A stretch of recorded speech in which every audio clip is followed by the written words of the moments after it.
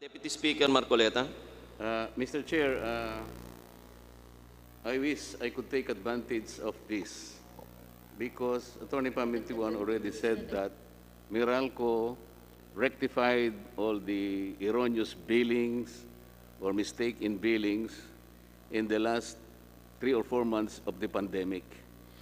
Attorney Del Rosario, I think our consumers are particularly interested on how their billings were corrected. For example, if I may, Mr. Chair, I would like to use the billings of Meralco in our own households. In our compound, Attorney Del Rosario, there are 2 houses, one big and one small. I reviewed our billings, and our billing for the bigger house spiked by some 117%, which is about 115% increase from the regular monthly billing. The other house, the smaller one, had an increase for the same period of about 315%. This is highly unusual, Mr. Chair, because even if we were in, let's say, in a condition of quarantine or lockdown, where people converge in one location, I believe, Mr. Chair, during that period, the prices of oil plummeted like shooting stars or comets, falling comets. Talaga namang bumaba eh. And I do not believe, Mr. Chair, that people bought several appliances during that period. And so even if the convergence of people would be a factor in a slight increase in their total bills, it could not happen that it should shoot between 115% to 315%. So there is really a mistake here.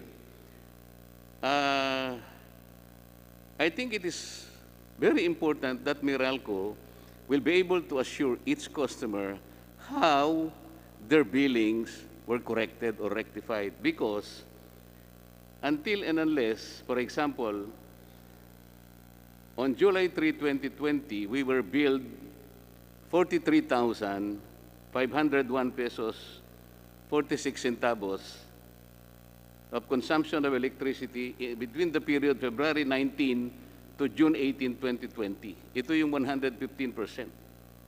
Okay? Malaki pong kaluwagan sa kalooban ng mga mamayan. Paano po ninyo i-correct? In our particular case, nung sinabi po ninyo na ito'y tinama na ninyo, paano po na itama? I think your ability to refund to each and every customer of Meralco is the only way by which people can be assured na talagang itinama ninyo. For example, may dumating sa kanila na sulat, we are refunding you the amount of so-and-so because this is the overcharge that we did during the pandemic. Considering that the actual meter reading did not happen, we utilize a predictive algorithm to arrive at this. We are very sorry that we collected more than much. So we are refunding to you the amount of XXX. Makikita po ng tao that you were really correcting it, if not corrected at all.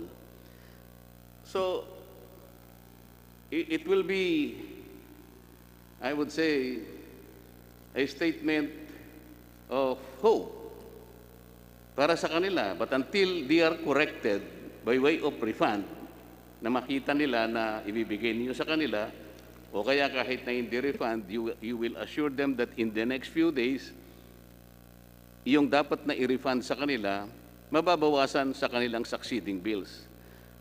Walang communications to that effect, Mr. Chair.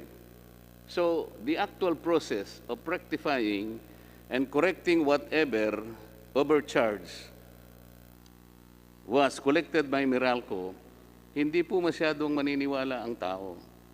Ang nangyari, Mr. Chair, ganito eh. Pumasok po talaga ang pandemic. Wala tayong sisisihin dito kahit sino. Lahat po nag-quarantine, na-lockdown po tayong lahat. So ang sabi po natin, hampas sa kalabaw, sa kabayo ang latay. So, the poor consumers, sila po yung nagdala ng brand eh. Mamaya po, iisa-isay natin. Ang alam po natin, yung mga kawani ng Meralco, dahil nga this is considered an essential industry, even under pandemic, talagang babantayan po ninyo kasi kawawa ang tao. May pandemic na nga, wala pang kuryente. I think you were exempted by the IATF. So kung exempted po kayo, ba't hindi kayo nagbasa? At sa totoo lang, maski ang ERC po rito, masisisi din eh. Kasi sabi natin, nagkaroon ng pandemic. Wala ba tayong anticipatory measures in place para makita natin if the distribution utilities like Meralco and even the electric cooperatives, para hindi naman po nila, I can say that they cannot take advantage sana, kasi nga, kung wala namang meter reader, tapos huhulaan po natin, pagkakamali po talaga tayo. So wala na pong sisihan. Talagang pong ganun nabigla tayo sa pandemic. I think we were not prepared, but one by one, we are now able to determine at kung paano natin kukurekin lahat ito. So, thank you for the interjection, Deputy Speaker Congressman Marcoleta. Isa sa ating mga minamahal na Power Rangers, maaari po bang sagutin ng Meralco? Bagamat ilang beses nyo na po sinubukang sagutin, siguro po ay panahon na para mas maliwanag po nating maibigay sa napakaliwanag na pagtatanong o short interjection ni Deputy Speaker Power Rangers Marcoleta. Attorney Pamintuan. Maraming salamat po, Kong Marcoleta and Mr. Chairman.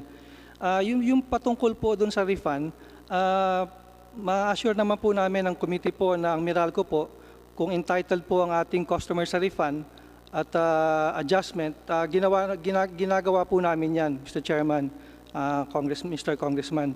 Yun pong adjustment po natin, ito po ay nakabase po kung ano po yung nabasa doon sa Metro.